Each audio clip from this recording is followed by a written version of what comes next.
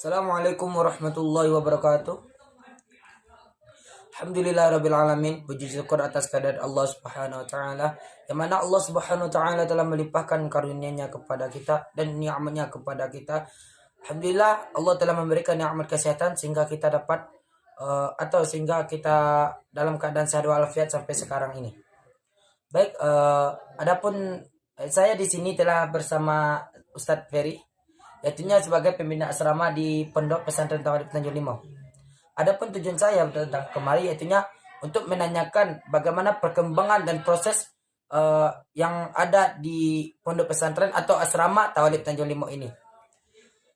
Sebelum kita masuk dalam wawancaranya, baik saya akan memperkenalkan Tauhid Tanjung Limau ini berada di daerah Simabur ya Ustaz? Ya betul.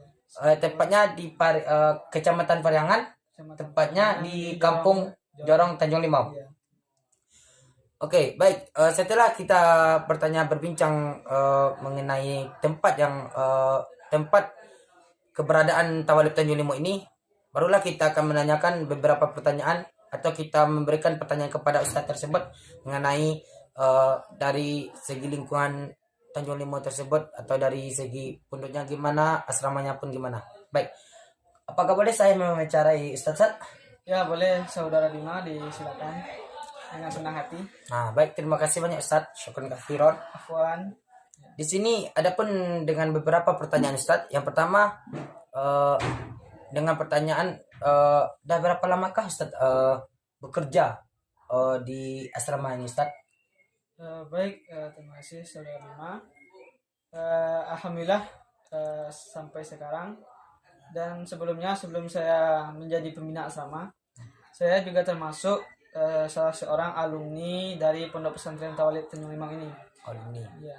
Jadi alumni tahun 2020 dan 2021. Baik, setelah tamat dan saya langsung menjadi pembina atau sekalian mengabdi di Pondok Pesantren Tauhid Tanjung Limau ini.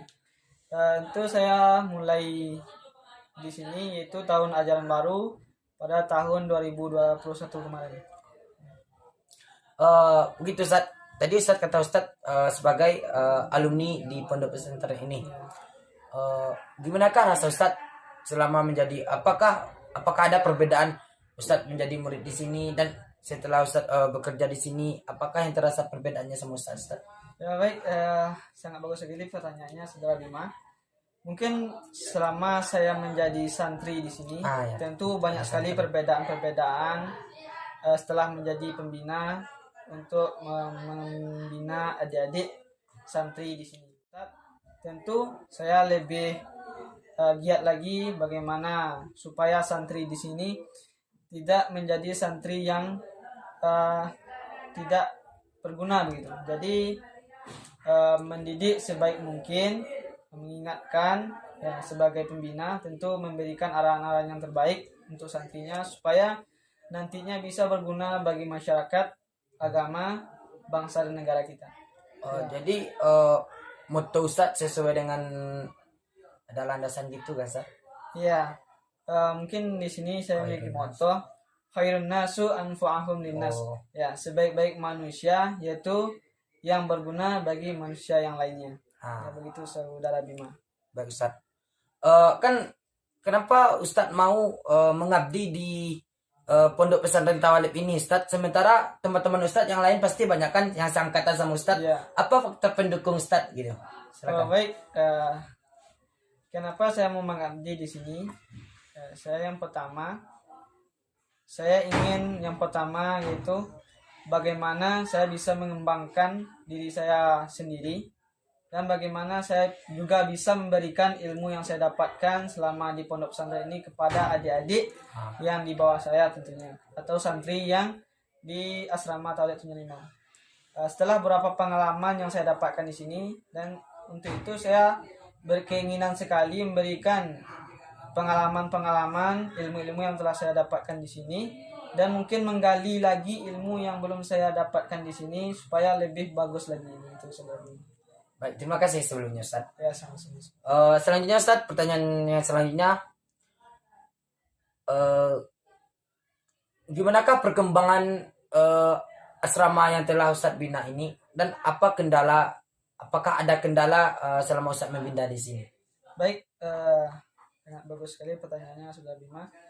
Mungkin perkembangan yang telah dilakukan, yang telah ada selama saya menjadi pembina. Ya. Ya, tentu yang namanya dulunya santri, Ya. yang sekarang mengabdi sebagai pembina, yang diangkat sebagai pembina, tentu perkembangannya yang saya dapat itu bagi diri saya sendiri. Yang pertama, saya bisa lebih meningkatkan lagi yang dari santri menjadi pembina. Tentu saya lebih disiplin lagi, tentunya menjadi contoh bagi santri yang lain. Perkembangannya ya alhamdulillah, santri dapat melakukan ibadah yang terutama tentunya sholat 5 waktu dan ibadah-ibadah sunnah seperti puasa Senin Kamis dan seperti sholat sunnahnya. Iya. Ya, seperti itu perkembangan yang ada di Pondok Pesantren Tauhid Sulimau. Meskipun kendala yang saya hadapi yaitu yang namanya baru mengabdi, Ya. yang baru menjadi pembina, yang biasanya berteman dengan adik-adik kan. Itu saya setelah menjadi pembina tentu ada yang harus saya jarak gitu. Walaupun demikian saya berusaha bagaimana adik-adik santri semuanya senang dengan saya, dan supaya lebih baik lagi dalam melakukan belajar untuk ilmu di pondok pesantren ini. Baik Ustaz, terima kasih banyak Ustaz. Ya, selanjutnya dengan pertanyaan selanjutnya Ustaz, kan banyak nih santri yang Ustaz bina atau yang Ustaz didik di pondok ini, di asrama ini kan tidak semuanya kita mengetahui bagaimana sifat-sifat mereka tersendiri gitu kan. Gimanakah cara Ustaz menanggapi bagi santri-santri itu yang bandel yang gitu? Bagaimanakah Ustaz cara mendidiknya gitu? Silakan Ustaz. Ya, mungkin ya di sini memang betul yang dikatakan oleh Saudara Bima tadi. Begitu banyak karakter-karakter dari santri di sini. Mungkin ada yang bandel, ada yang ketika diingatkan, dilihat saja sudah paham, dan ada disuruh dulu baru dia paham, diingatkan dulu baru dia paham, bahkan dengan hukuman-hukuman terlebih dahulu baru dia paham.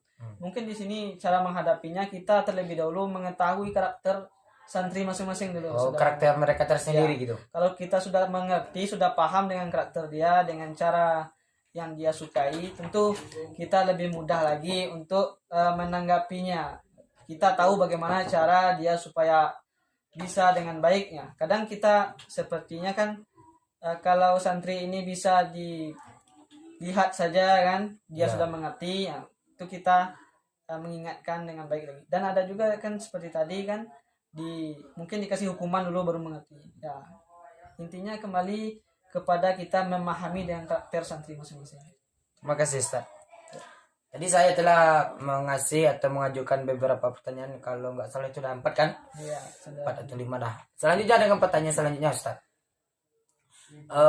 Apakah di asrama ini diperbolehkan berbahasa daerah tersendiri atau gimana? Dan apakah apabila dia melanggar, apakah hukum yang Ustaz berikan kepada mereka yang melanggar? Ya, baik Saudara Bima. Untuk bahasa, mungkin itu salah satu kendala kita di sini.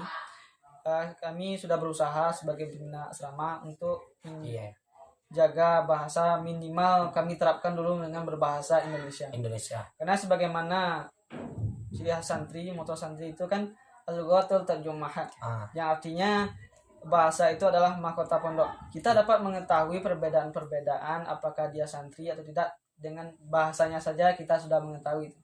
Itu kami berusaha.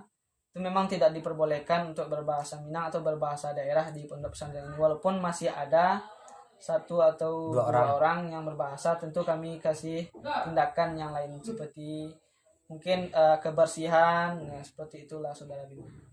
Baik Ustaz, terima kasih Ustaz. Selanjutnya Ustaz ya. Apa kegiatan adik-adik kita selama sehari atau selama seminggu atau selama setiap harinya? Apakah kegiatan mereka gitu? Baik, kegiatan mereka yaitu mulai dari bangun tidur. Ya. Itu dia bangun tidur jam 4 seperempat atau jam setengah 5 paling lambat. Itu dia bersiap-siap untuk sholat subuh. Dan pada subuh, setelah sholat subuh dia lanjut ke hafalan tahfiznya. gitu. Nanti ada dibagi kelompoknya, ada yang kelas baru dan yang kelas lama atau santri baru dengan santri lama itu dipisah. Nah nanti kan hafalannya yang baru dengan lama itu berbeda ya saudara Bima. Nanti dia menghafal sampai jam setengah 6 atau jam 6.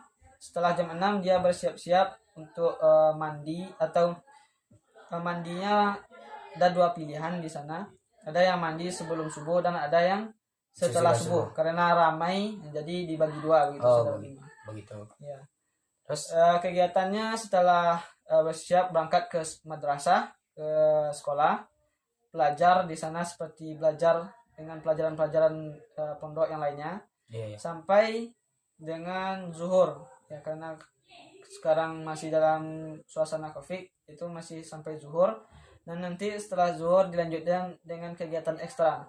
ekstrakurikuler. Ya, ekstrakurikuler seperti di sana ada latihan drum band, latihan tapak suci, latihan kaligrafi, latihan seni, dan masih banyak kegiatan ekstrakurikuler yang lainnya yang mereka ikuti, itu dari setelah zuhur dan dilanjutkan dengan setelah asar sampai jam setengah 6.